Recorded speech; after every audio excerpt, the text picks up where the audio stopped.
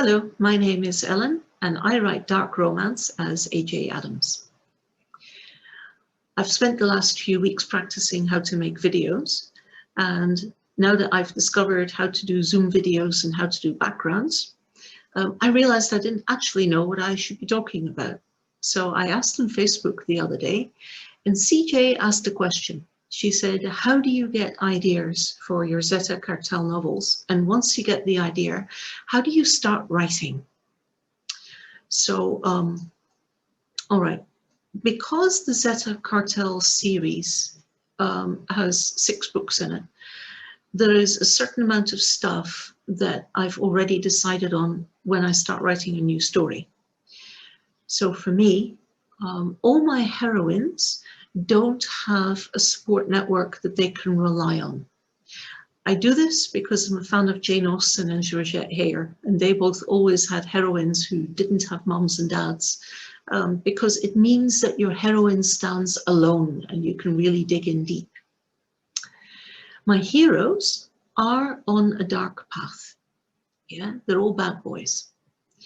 My girls are sometimes in a dark path and sometimes not, because I like to be a little bit flexible. So before I started writing Ruthless Sinners, I thought, how am I going to do it this time? My hero and heroine always come together very, very quickly because it creates a good dynamic and a lot of tension. And they don't know each other, so they need to explore who they are, separately and together. Now, with the book that went before, with book 5, Twisted, we had Persia, who's incredibly tough, bounces back from everything, absolutely gorgeous, unputdownable. And we had Jorge, 4th generation cartel, very, very thin-skinned. Now, they got together because Persia insulted Jorge, and him being who he is, he was absolutely steaming. And he just kidnapped her. He grabs her up from the street, right at the beginning of the book. So I've done that, and I thought, okay, for the next book, for Ruthless Sinner, I should go the other way round. So I need a girl who's not like Teflon, someone who's got a bit of heart. And I thought, but on the other hand, you know, she's going to be in with a very dark guy, so we don't want to make her too innocent either. And I thought, now what would she be like? And a word occurred to me. I thought she needs to have spirit. I thought, that's it. And when I thought that word, I had this instant image of long dark hair, blue eyes. And I thought, yeah, she's someone with a lot of heart, works hard. Would she have a mum? Would she be an orphan? I thought, no, I've done the orphan before. So I gave her a mum, but her mum's in a home and she has dementia, poor thing. So Spirit is on her own. She's got a good heart.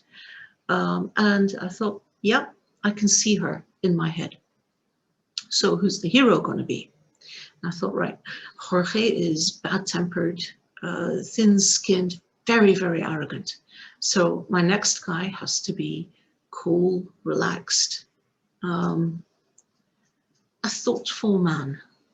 Yeah, I thought, right. And I didn't want him to be a Zeta. I wanted him to be an outsider.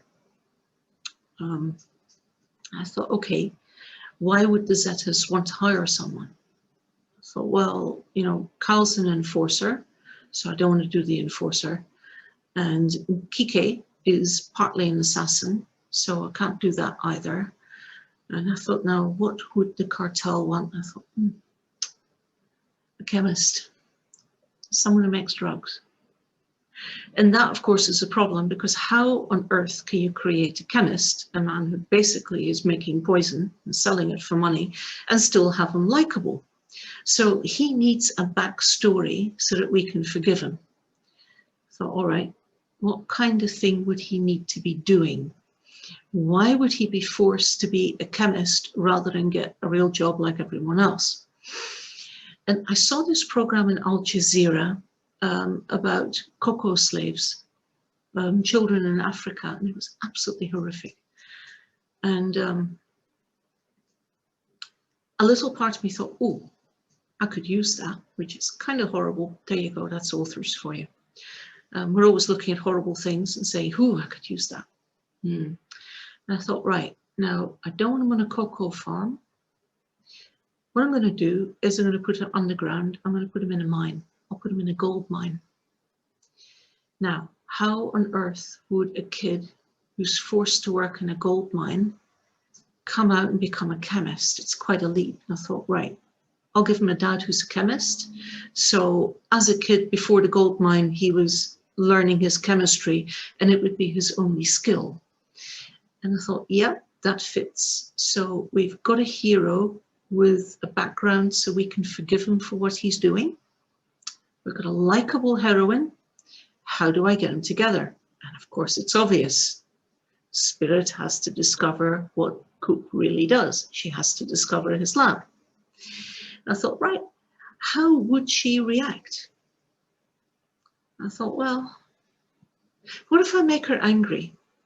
What if something has happened and she storms in and she's right in the middle of tearing a strip of him when she's suddenly taking the surroundings and thinking, oh, I'm in the drug lab. Nope, this is no good.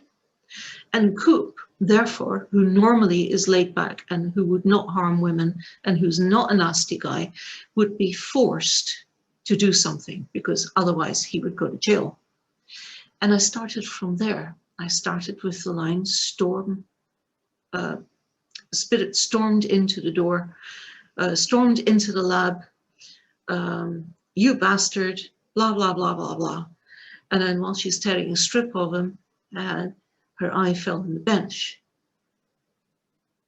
Bubbling chemistry things going on. And, you know, the first time you do, you just kind of poke it out a little bit.